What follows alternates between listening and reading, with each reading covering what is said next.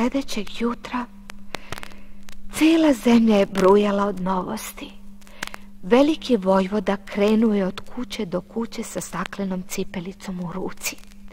Kraljević je izjavio da se neće oženiti ni jednom drugom devojkom osim one koja bude mogla da obuje majušnu cipelu. Svaka devojka u zemlji probala je da je obuje.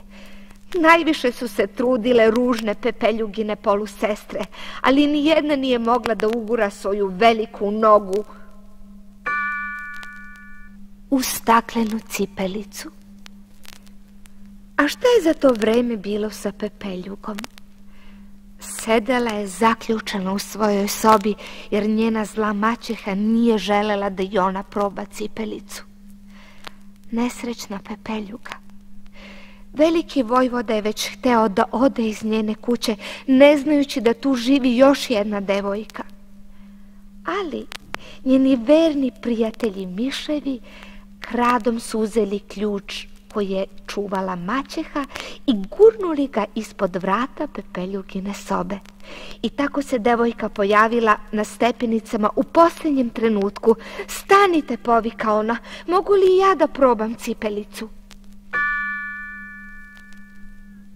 Naravno, cipelica joj je savršeno pristajala jer je bila njena.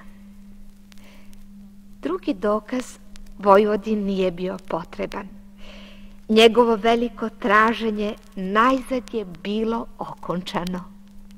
I tako je Pepeljuga postala nevesta lepoga kraljevića sa kojim je otada srećno živela u dvorcu. Sa njom su se doselili u dvorac i njeni mali verni prijatelji miševi.